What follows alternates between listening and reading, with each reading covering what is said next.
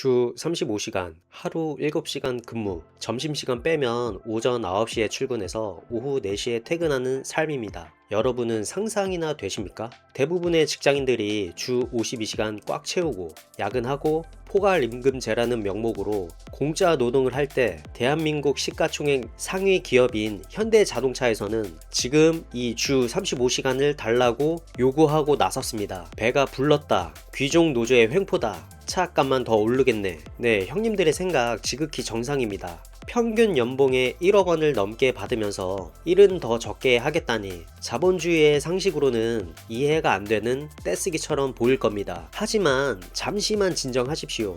돌을 던지기 전에 우리는 계산기를 두드려야 합니다. 저들이 왜 하필 지금 전 국민의 욕을 먹을 걸 뻔히 알면서도 주 35시간 카드를 꺼냈을까요? 단순히 더 놀고 싶어서일까요? 아닐 거라고 생각합니다. 이건 단순한 복지 투쟁이 아닙니다. 이것은 전기차 시대에 살아남기 위한 노조의 치밀한 알박기 전략입니다. 그리고 이에 맞서는 사측의 재택근무 축소, 카드는 단순한 기싸움이 아니라 회사의 생존 효율을 높이려는 전략입니다. 오늘 이 영상에서는 감정적인 비난은 걷어내고 현대차 노사가 벌이고 있는 이 시간 전쟁의 본질이 무엇인지, 그리고 이것이 여러분의 주식 계좌와 한국 경제에 어떤 청구서를 내밀게 될지 뜯어보겠습니다. 팩트 체크부터 하겠습니다. 현대차 노조의 새 수장은 이종철 지부장이 당선됐습니다. 그는 스스로를 숨기지 않습니다. 강성입니다. 그의 1호 공약이 바로 주 35시간 근무제 도입입니다.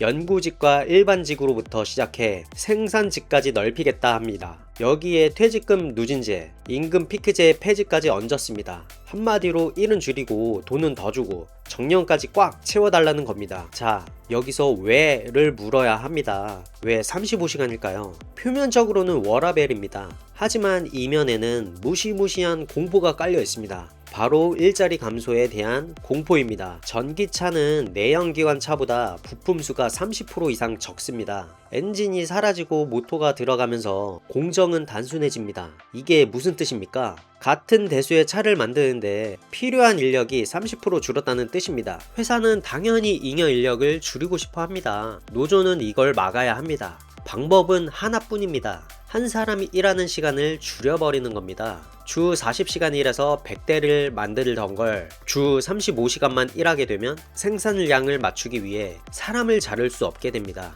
오히려 사람을 더 뽑아야 할 수도 있죠. 즉, 주 35시간 요구는 놀고 싶다는 칭얼거림이 아니라 전기차 시대에도 내 자리를 절대 빼앗기지 않겠다 라는 고용 세습을 위한 방어막인 겁니다. 아주 영리하고 이기적인 전략이죠. 그렇다면 사측은 가만히 있을까요? 정의선 회장의 현대차는 예전처럼 물러나지 않습니다. 노조가 근무시간 단축이라는 잽을 날리자 사측은 재택근무 축소라는 카운터 펀치를 날렸습니다. 매일경제의 단독 보도에 따르면 당장 내년 1월 1일부터 남양연구소 등 주요 조직의 재택근무를 주 2회에서 1회로 줄이겠다는 통보했습니다. 이유는 명확합니다. 대면 업무 효율성 저하, 그리고 실제 재택 사용률 저조. 노조는 난리가 났습니다. 일방적인 통보다, 단체 협약 위반이다 라며 길길이 날뛰고 있습니다. 하지만 사측의 의도는 분명합니다. 권리만 찾지 말고 성과를 내라. 지금 테슬라는 기가팩토리에서 로봇을 돌리고 중국 BYD는 미친듯한 저가 공세를 펼칩니다. 현대차가 지금 주 35시간 타령이나 하고 있을 때가 아닙니다. 특히 남양연구소는 현대차의 두뇌입니다.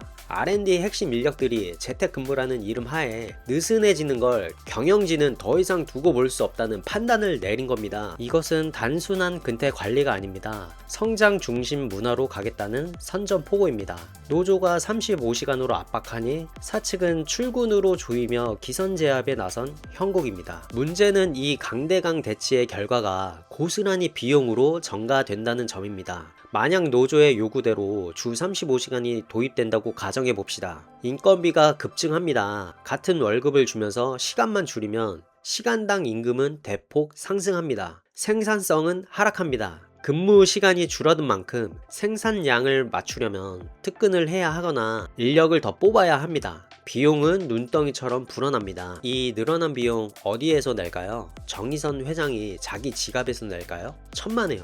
결국 자동차 가격 인상으로 이어집니다. 형님들이 살 산타페, 그랜저 가격에 이들의 워라밸 비용이 포함되는 겁니다. 주주들에게는 더 치명적입니다. 글로벌 완성차 업체들은 지금 마른 수건을 짜내며 원가 절감을 하고 있습니다. 폭스바겐조차 독일 공장 폐쇄를 검토하고 있는 마당입니다. 그런데 현대차만 고비용 구조를 고착화한다? 외국인 투자자들이 바보가 아닌 이상 이런 기업에 높은 밸류에이션을 줄 리가 없습니다. 코리아 디스카운트의 핵심 원인이 바로 여기에 있습니다. 새해부터 현대차는 시끄러울 겁니다. 노조는 파워카드를 만지작거릴 것이고 사측은 원칙 대응을 천명할 겁니다. 여기서 형님들이 감정적으로 망해라 라고 욕만 해서는 남는 게 없습니다. 우리는 냉철하게 승패를 예측하고 대응해야 합니다. 재택근무 축소 관철 여부는 어떻게 될까요? 만약 사측이 노조 반발에 밀려 재택 축소를 철회한다면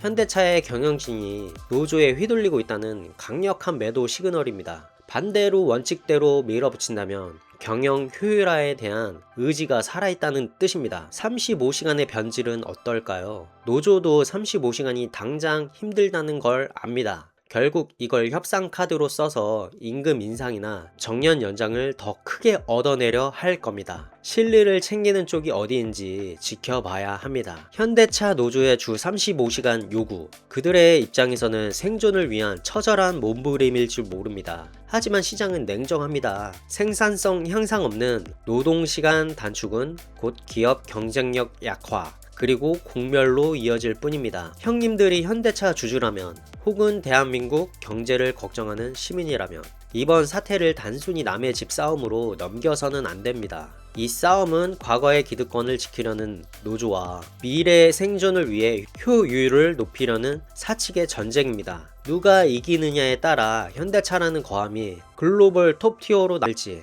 아니면 노조의 무게를 견디지 못하고 가라앉을지 결정될 겁니다. 부러워하지도 그저 분노하지도 마십시오. 대신 지켜보세요. 자본주의 시장에서 효율을 거스르는 집단이 어떤 결말을 맞이하는지 혹은 그 비용을 누가 대신 치르게 되는지를 말입니다.